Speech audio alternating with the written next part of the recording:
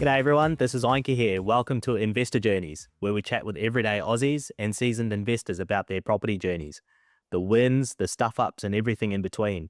Whether they've got one property or a whole portfolio, we dive into how they did it, what they've learned, and what their journey's been like so far. No fluff, just real stories from real people. So let's get stuck in. G'day everyone, welcome to the IJ podcast, where we talk to everyday Aussies about their property portfolios and learn from their mistakes and their wins. This gentleman that I've got today needs no introduction.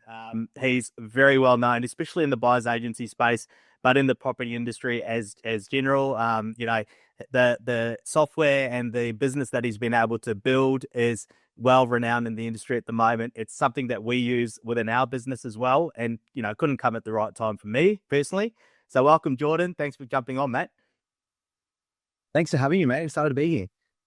No worries. Well, hopefully we'll be able to, flip the script and talk about you for a little bit. You're quite often talking to everyone about, your game plans and your software and everything like that. And we'd love to know, a bit about your journey. I'm really excited to have you on. So really thanks for being here because I know you're a busy man as well. No, it's fun. I always love these conversations. And again, we were just chatting off air, but this is something that I wish I had when I first started investing. So if you are listening and you're just on your journey, whether you've got one or none, or just trying to figure everything out, hopefully I can provide some value for you today. I couldn't have said it better myself. So, George, do you want to just tell us a little bit about your background? Where'd you grow up? And, did you guys start talking about money, investment? Where did that whole property passion come from?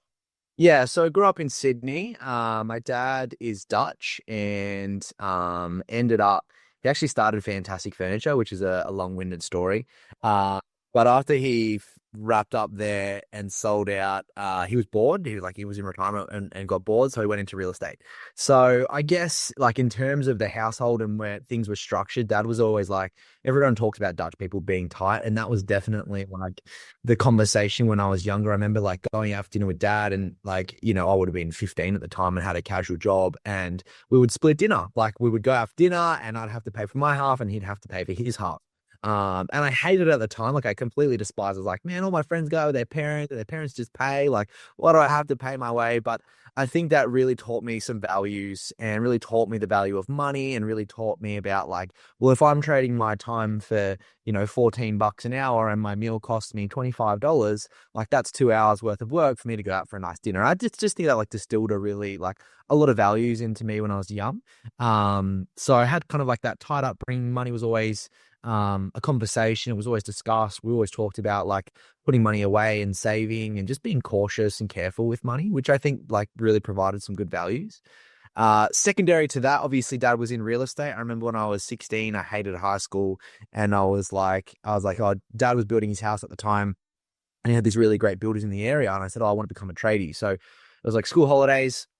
He contacted this builder for me to go out and do some carpentry work for 2 weeks. And I remember getting 3 days in, and I was just mentally and physically completely drained. And I couldn't believe how easy school was. So I decided that day that I wasn't going to be a tradie, and I was going to go and educate myself and do something.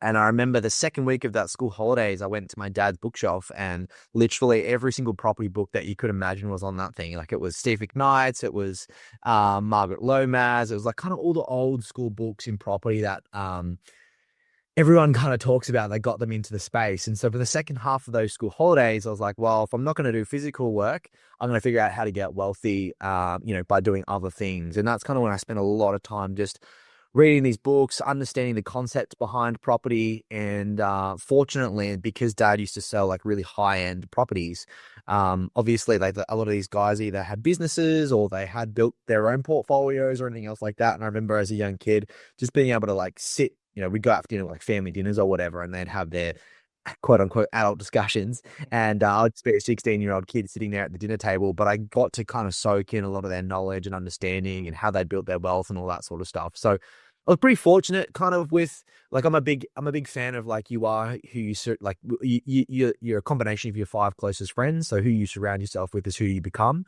I was very fortunate as a young kid to have, number one, my dad, but also his network of friends, and be surrounded by that crew of people to really kind of soak in as much knowledge as I could around finances, wealth and property and everything else like that. Yeah, I mean that's amazing. You've obviously got your dad to look up to, but I mean, it takes us, I suppose, an individual to be, somewhat interested in it as well. Do you have siblings as well, and did they go through a similar situation? I'm an only child. But yeah, no siblings, so it's hard to just see if it was just me who stood out from the crowd or if we all did. But I'll take it as just me because yeah, it's only me. Well, I mean, yeah, I speak to a number of people who have done very well in investing, and then you ask about their siblings, and they've gone down a completely separate road. It doesn't mean that they're not successful, but it's always interesting to see that dynamic. But obviously, it seems like it was sort of ingrained in you, and you know. I follow you a lot in terms of what you speak about these days and everything, and it is very business related, and how to better yourself every day, and all that kind of thing. So yeah, you'd provide a bit of that testament to your dad, it seems like. I try to. I just kind of like to post or talk about things that I'm learning or going through or walking through, and sometimes that's property, sometimes it's business, sometimes it's personal stuff. Seems to provide value, so I'll keep going with it. Very good. Well, when did you you've gone back from the tradie world back into the sort of corporate space? Sort of, what did you have a sort of typical job when you first started out, or you've dropped out of school early? After that, I stuck through to year 12. I had a job at an aquarium. I just loved fish tanks at the time. I just loved like fish and everything else like that, which is quite I don't know, it's just a unique hobby. So I was probably there for about 3 years, I think, and like I really enjoyed it. It was like a good like retail job. Really enjoyed that, and then I went to uni after high school. I studied a Bachelor of Housing, which is kind of like construction management, but instead of like high rises, it's kind of like more residential focused, and then more like systems and estimating and all that sort of stuff. After a year of uni, I went to a construction company that operates out of Sydney.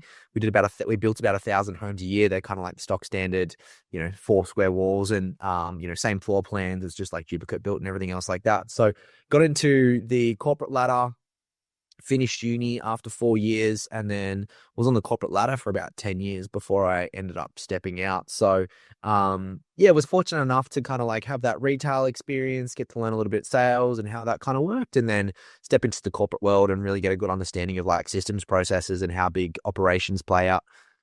Yeah, interesting. I mean, I was actually working for a developer in Melbourne around the same time. Was that in Melbourne? When did you move down to Melbourne from Sydney during that time, or was that in Sydney?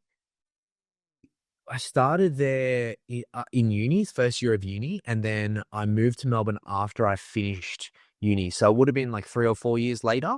And then I moved to Melbourne. I actually quit when I moved. And then within 6 months, the company called me up and they're like, look, we don't have any remote employees, but what you used to do from like a tech standpoint of the business, no one else knows how to do. So do you just want to work remotely for us? And I thought it was a great gig. Like this is way back. I feel like I'm getting old, but this is a long time ago.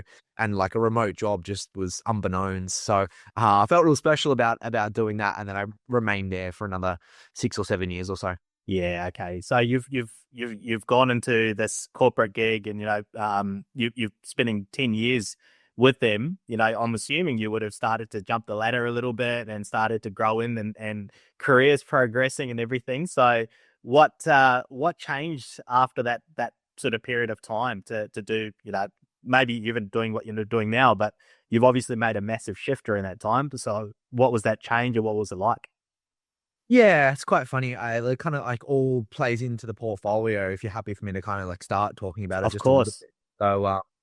So moved to Melbourne. I got married at 23, and I didn't buy a property. Like between reading that book at 16 and getting to 23, which is a long time, like it's 7 years, I didn't end up buying property. And I remember it was a Christmas before I got married, so it'd been like 22, and I reread Steve McKnight's book, and that kind of re-triggered everything to me about like getting back into property. I guess I probably didn't buy a property because I wasn't like, I was saving for a deposit, but I wasn't motivated to do it. I was just saving for the sake of saving. Anyway, got married at 23, obviously had a big, a decent amount of savings at that time. And I was like, well, I've got, my family has to live somewhere. So, ended up just buying a property, and, it was for us to live in. It was kind of like our first home. There wasn't like any investment lens or anything else like that. It was just a place for my wife and I to, set up shop and kind of like start the family life. And that was kind of our first investment. That was back in 2016. But reading that Steve McKnight book again kind of reignited, all of the desire to kind of build out a portfolio and what that would look like. And I quite aggressively from there, did two additional purchases over the next 2 years. And, with like a household income, so my wife and I combined, we could really only borrow up to around 1.2, 1.3, 1.4 million. And I think most people can kind of sit about there. So if you're listening to this and kind of thinking about your income, say you've got, two people at home, you're on the average household income, which is about 92,000. So your household income would be about 180 grand. Roughly, you can times that number by about six. Let's just make it even and call it 200K household income. Times that number by six, you should be able to borrow up to around about 1.2 million. That's the amount of debt that you can accumulate. And the position that I had got myself into is we acquired this first property, we acquired property number two and property number three. Roughly, they're all sort of around 400, 500K. And our debt levels had now got up to this kind of like 1.2, $1.3 million mark. And I remember reading Steve McKnight's book, and he was like, yeah, you just set up a trust, you, fund the trust with the funds of, your income. Then you go and buy another property, and those funds don't have to be disclosed to other lenders. So you can essentially just keep opening multiple trusts and get, more and more lending through, setting up different trusts to keep acquiring and keep going like that. So in the back of my mind, I was like, cool, I can just be super aggressive with this. I'm just going to keep buying properties, set up trusts, and keep going and recycling.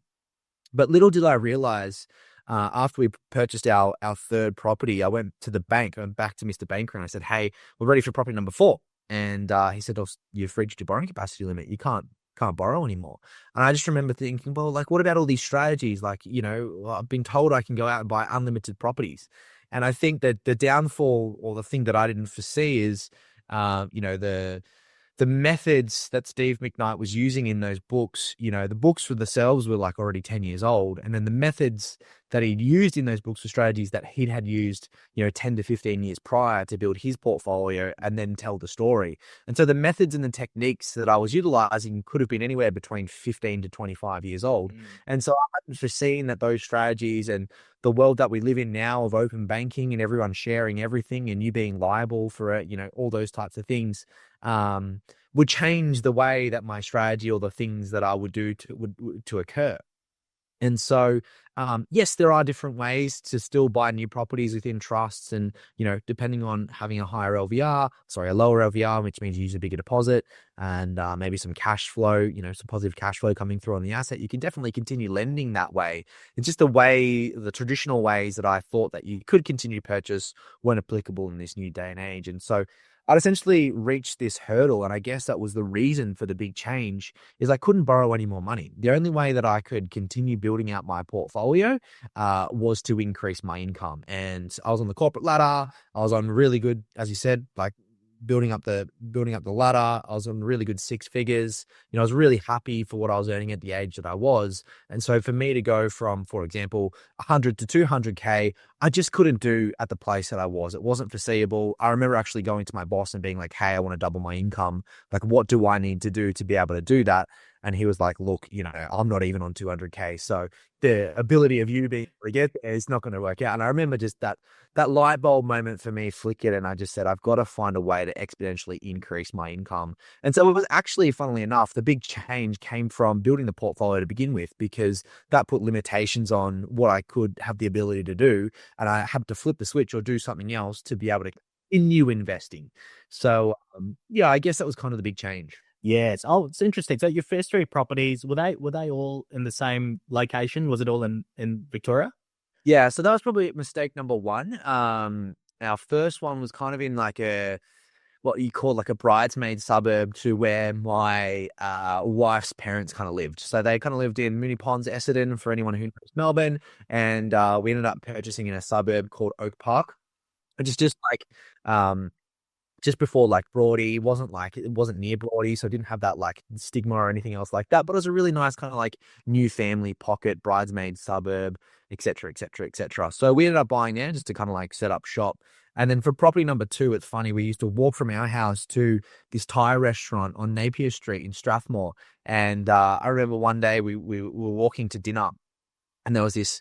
I was listening to like all the property podcasts back then, and they were all talking about like, always buy a house with land, but if you can't afford and you're looking to buy, something with a little bit more opportunity, but still in a decent area, look at semi-detached, 2 bedrooms, make sure there's only like one of, 8 in the block or something like that. Like make sure there's some uniqueness about it. And at least it comes with some land component rather than building, an apartment in a block of 100, which are all the same and you kind of like acceptable to supply and demand there. So we walked past this house and it was like a really old kind of like Italian looking, like there was some uniqueness about it, which was really, really cool. And we loved it. And I remember saying to my wife, like, oh, let's see if we can get the lending to get this. And even though we got everything right in terms of the asset selection for what we could afford and what we were looking for, what we got wrong is we were literally a walking distance away from the first property that we had bought. And the mistake that I say that for now is Melbourne really hasn't performed for the last 7 or 8 years. Now, everyone's talking about Melbourne currently and how it might up and perform and continue going from there. And I'm sure we've probably already seen some growth in the last little while. But the downfall is we now had 2 assets, and I told you I got stuck at 3. So this is like, 2/3 of our portfolio value. We're now in the same tiny little like demographic suburb location. And that really hasn't performed well for probably 5 or 6 years up until now. And so the opportunity cost of that is if we had just bought the first one and then bought the second one in a different location, we would have been acceptable to 2 different markets. And say we purchased the second one in like Brisbane or Sydney or something like that, which both of those markets have performed really well over that time frame. We would have had more borrowable equity that we could extract to continue purchasing. Yeah. So 1 and 2 were very close to each other. For the third purchase, I did realize my mistake, and we ended up buying another house over in Sydney. So that kind of like was the saving grace and has allowed us to pull out some borrowable equity to continue going. But yeah, first 2 are kind of in the same demographic. Yeah, it's look, I'm guilty as charged here as well. When I first started my journey, first 5 properties were in Melbourne. Now I bought the first few when Melbourne was actually going up, so I was one of the lucky ones which caught the cycle. But I thought, oh, happy days, Melbourne's going to keep going and going and going. So my 4th one or whatever, that was in a suburb not far from where you bought, Deer Park. And and that's been on standstill for the last 7 years, I'd say. And that's when I realized my mistake too, and we started going, Brisbane, Perth, all that kind of thing. So I think it is obviously a regret in some way, but at the end of the day, it's taught us lessons, and we've been able to pivot and do what we needed to do. So if it wasn't for those sort of issues that we went through, I think we might be still in the same place. So completely can relate. And so okay, so you've got the Sydney property now, and you've got a little bit of borrowing capacity. What's your next steps? And these are all in different trusts as well, aren't they? Correct. Yeah. Yeah. So you can't with those trusts, you can't negatively gear through these properties either, can you? Because these are fairly, I'd assume, the yields aren't great. Yeah, they weren't great. They were actually, it was when rates were a lot lower as well when we purchased. So they were roughly neutral, which wasn't terrible. Okay. But yeah, obviously you have to push the like negative gearing down the line, and then you can reclaim it later back in time. But yeah, exactly. You can't necessarily use that negative gearing strategy against your current tax return as a personal income. And I guess all of those complexities tied in together was really what set me apart from now going, well, if I don't have enough borrowing capacity to buy again, and all these entities are set up with, different tax structures and everything else like that, what's the next phase of us being able to continue building out the portfolio? And it was just, everything was leading to starting our own business. So I didn't really have a plan. I just kind of quit because I had done 10 years on corporate. We were integrating this like massive system into the business at that point in time. It was such a huge change. And I was so excited to like get that off my plate and not have that as a concern anymore. And obviously we had the portfolio and a fair bit of savings backed up behind us. So I remember just saying one day, like, I've had enough. It's time to jump out the corporate ladder. At the same time, I remember we just had our first child at that point in time. And I remember there was a moment I was holding her in my arms and I was like, I can't believe this was me like 30 years ago. Like it feel just time, my perception of time completely changed when we had our daughter because I just saw how fast time goes and how quickly you grow and how quickly things move. And I remember thinking like in the same time frame again, I'm going to be 60 and retired. So like, for the next 30 years, I just want to live the best 30 years that I possibly can and enjoy those 30 years rather than be working for someone else. So yeah, there was just like there's a couple little things that kind of triggered me to be able to like step out and build the business. And then that was ultimately what helped us continue building the portfolio from there. Yeah, got it. I mean, I can completely relate. I actually had no plan myself when I finished my gig with the developer.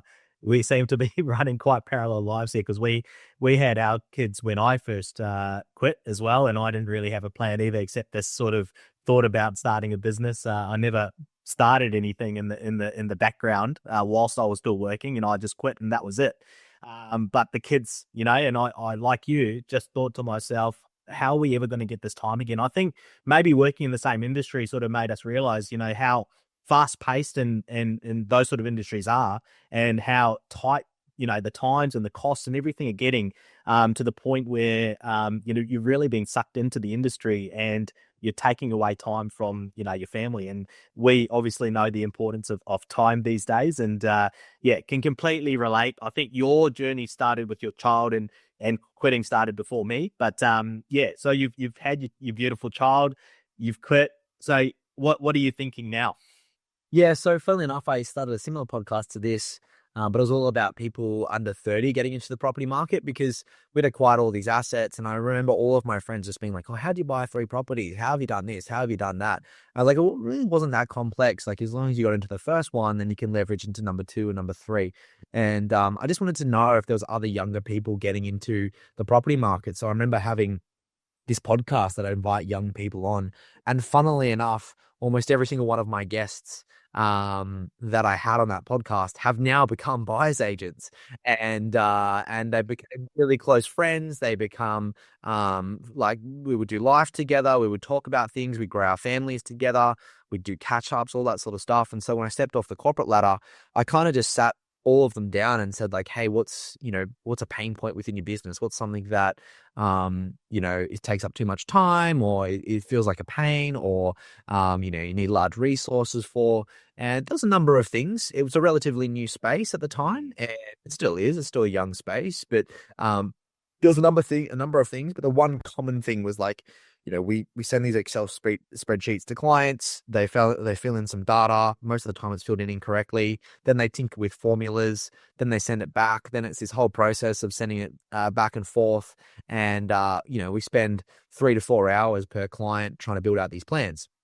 And I said, funnily enough, I'd actually just gone through the whole process of mapping out my entire portfolio in this massive big Excel spreadsheet myself. And I remember it had like 26 different tabs and it had like all these sorts of macros and crazy Excel things going on because I was a data scientist on the corporate ladder. So like, I spent a lot of my time doing this analysis piece. And I said, well, if you don't mind, like, can I go through the process with your clients? And it's funny, man. Everyone was just like, yeah, okay, sure. like I didn't have any like big qualification. I mean, obviously I built the portfolio and had the spreadsheet and everything else like that, but everyone was very acceptable because they were trying to figure it out too. And so I ended up sitting down for 3 to 6 months with a whole bunch of buyers agency clients, and we'd kind of build and map out their portfolios and see how that would look like. And I ended up getting really busy. I ended up working like 100-hour weeks, 120-hour weeks, and this was on the phone. And I just remember being like completely mentally drained. This is going to sound terrible. I don't even drink alcohol anymore, but like I was so mentally fatigued that I'd have to drink like, half a bottle of gin on a Saturday night just to like try and unwind, like just try and like mentally, like it was the only way. Yeah, it was actually the only way that I could like my mental capacity, I could feel like drop, and it was crazy. And I remember like I was almost at burnout point and I kind of sat everyone down and I said, look, there's obviously a lot in this. There's obviously a problem here. Let me go out and build a tech product that is scalable, that doesn't require my time to help scale and build out your businesses. So as I wound everything down. I still did a bit of contracting work with the strategy pieces, but wound a lot of it down, and then went out and built the platform that everyone knows now as Gameplans, and yeah, helped kind of like build that into a systemized process that allows clients to enter in all their inputs correctly, and then we do all the maths in the back end, so there's no like back and forth or tinkering with things,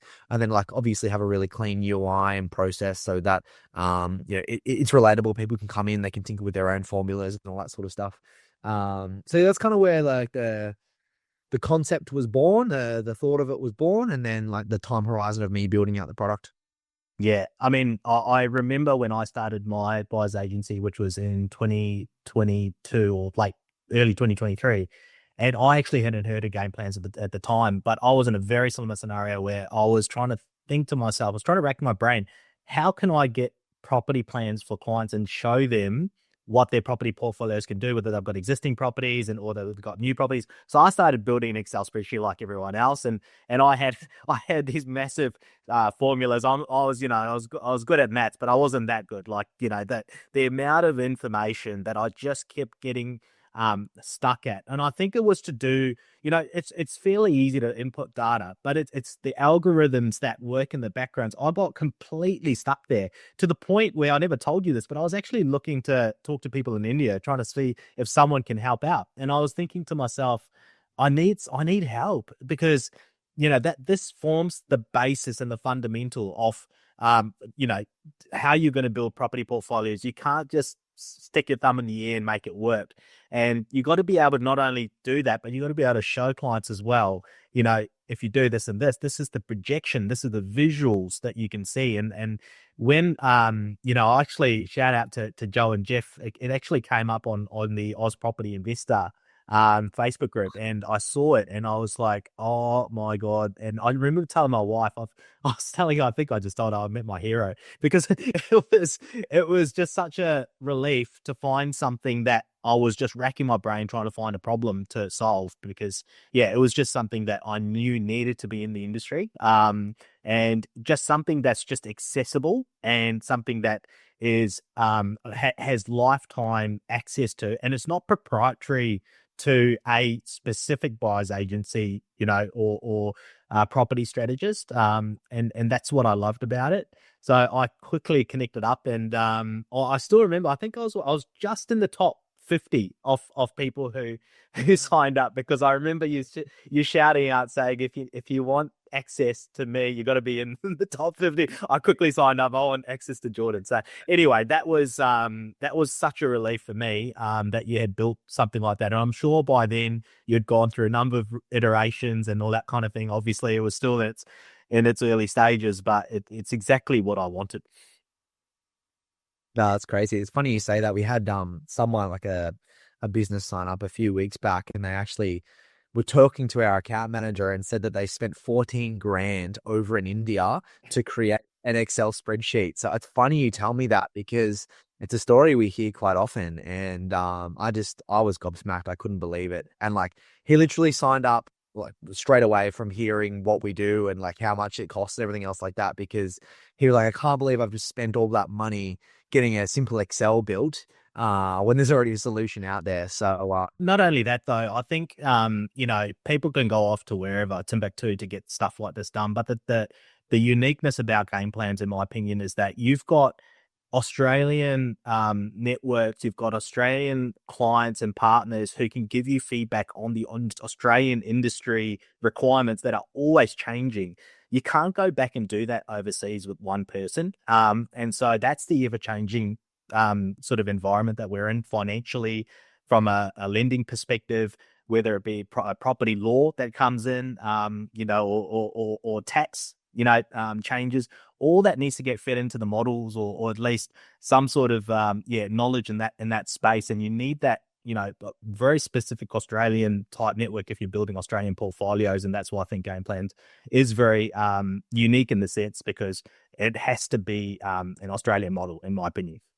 Yeah, spot on. It's funny as the business grows. I mean, obviously, we've got our account manager, we've got our strategist. I've handed a lot of the development work over to developers to help, build out the product. And the one thing that I just can't hand over is the development, because I coded it all from start, is the development of the actually modeling, because you actually have to understand how the Australian property market works to then go and say, well, how do I now put this into code and build it out that way? Like, it's something that you just can't outsource. You have to have really like unique, specific knowledge about what we do here in Australia and then be able to build the tools to do that as well. Yeah, it's an amalgamation of a lot of things Australia specific, and you've got to be very careful if you're going to use it. Send it overseas or go overseas and try and do it that way. Yeah, so no, very unique. So you've built this amazing platform, and I assume you've started the business. It's starting to run. You've got 3 properties under your belt. What's next for you? Yeah, so when you start a business, it's you need like 2 years of good financials before you can go and get some more lending again. So the investing journey was kind of on pause for about 2 years. Within that time frame, we ended up moving to the Gold Coast just to see if we would like it, and ended up falling in love with the lifestyle. So we rented the Gold Coast for about 6 months, and then fell in love and decided that we wanted a house on the canal here, which was always a part of the dream, being able to fish from the backyard and take the boats out, take the jet skis out, all that sort of stuff. I think there's a real uniqueness about it. That, like, it's the only place in Australia you can really get on the. There's a few places, but it's one of the only places that you can get on the canal. So we ended up buying the principal place of residence on the Gold Coast. I think it's about probably 2 years ago now or so. Correct So me if that I'm correct me if I'm wrong, but I think I might have heard this on another podcast. But did you walk past this house? I feel like you've walked past a few houses and bought it. It seems to be your theme. Did you walk past this house and buy? No, we didn't walk past and Oh, buy okay. the. I thought I heard that you'd walk past it, but how'd you find it?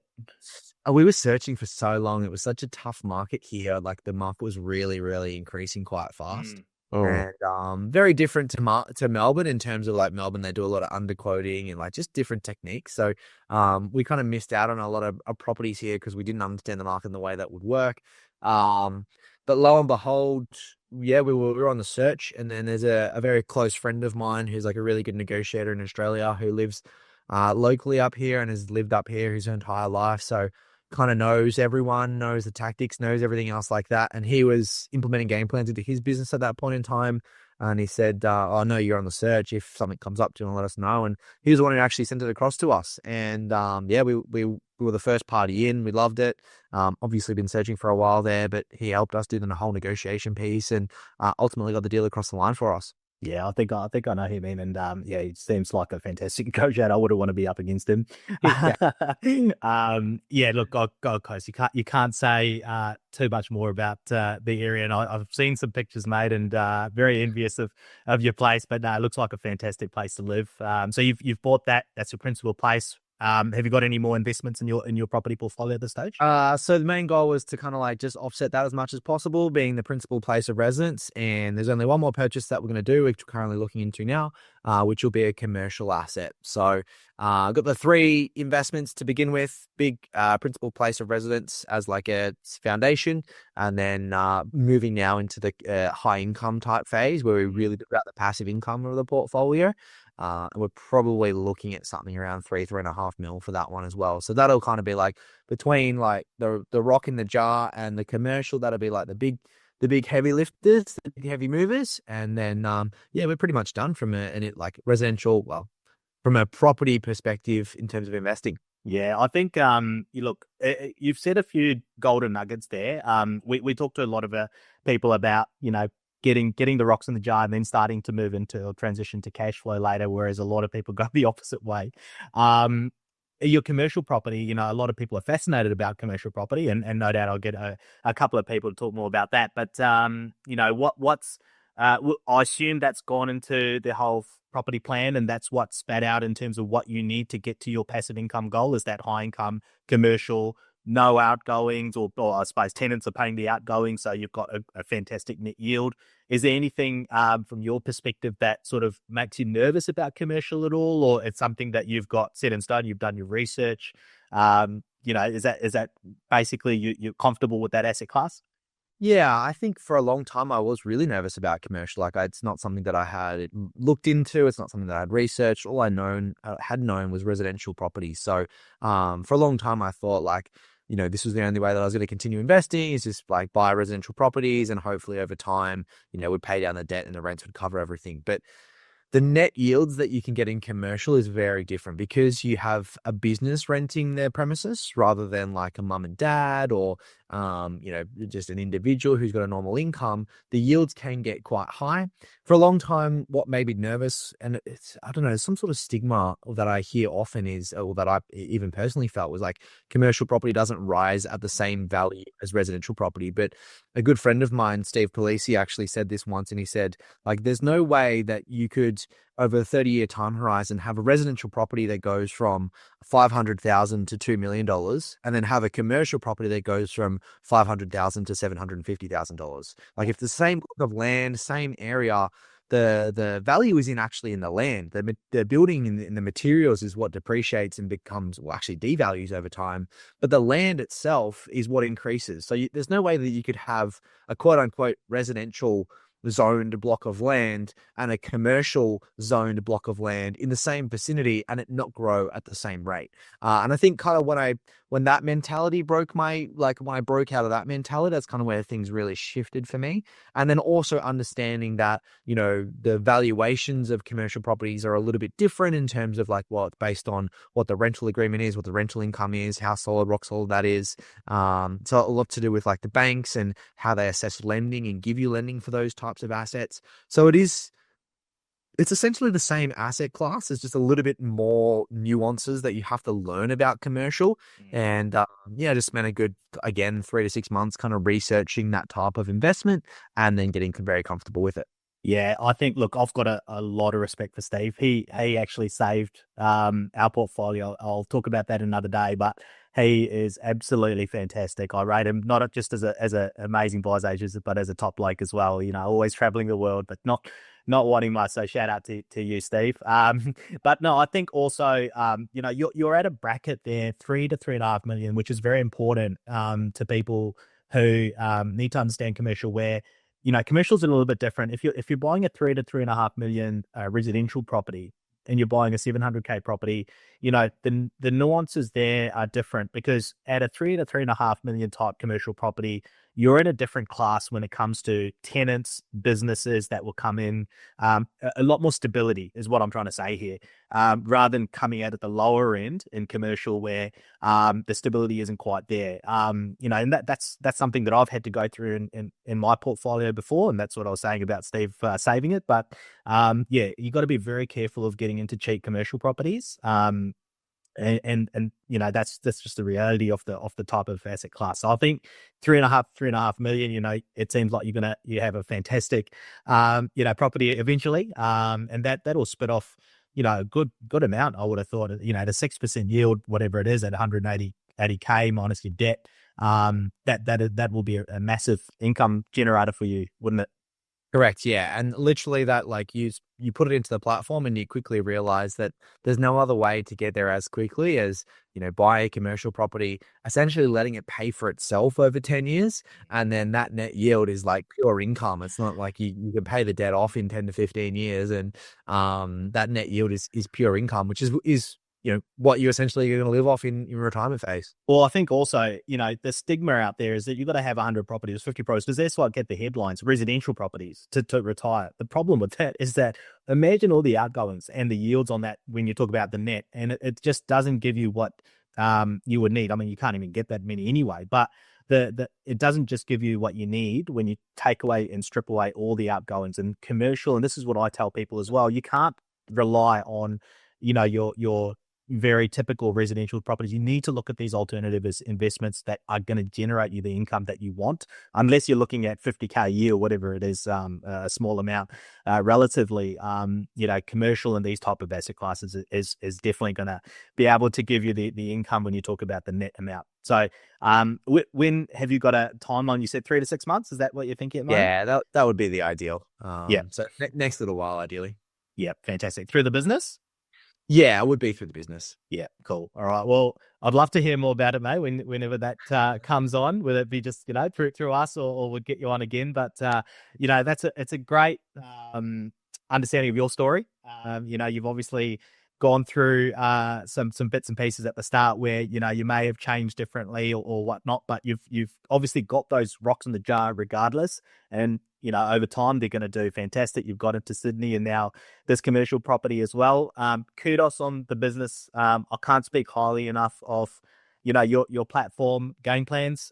So for those out there who are listening and want to understand what their property portfolios are actually doing and what they're going to be doing or what you need to do to get to your goals, Gameplans is a very, very visual platform that gives you all the information you need, and I rely on it a lot for our clients as well to give them an effective roadmap. So well done on building an amazing platform. It hasn't gone, I'm sure, without a lot of hard work, and there's always iterations, which is perfecting it even more. So well done on what you've been able to achieve, Matt. Thank you, mate. I appreciate it. Very kind words. No worries. No, I get a lot out of your content, and we'll keep following. And very, very fortunate to be able to learn from you, mate. So thanks for coming on to the podcast, and wish you all the best. And we'll be in touch. Thank you, mate. Thanks for having me on. It's always great to talk property, and can you come back on whenever? Absolutely. Thank you. All right. Thanks, guys, for joining in, and we'll see you on the next one. Cheers. Hey, guys. Thanks for tuning in. If you enjoyed the chat, feel free to drop us a rating on Spotify or wherever you listen. It helps us reach more listeners to help them with their journey. Catch you in the next episode.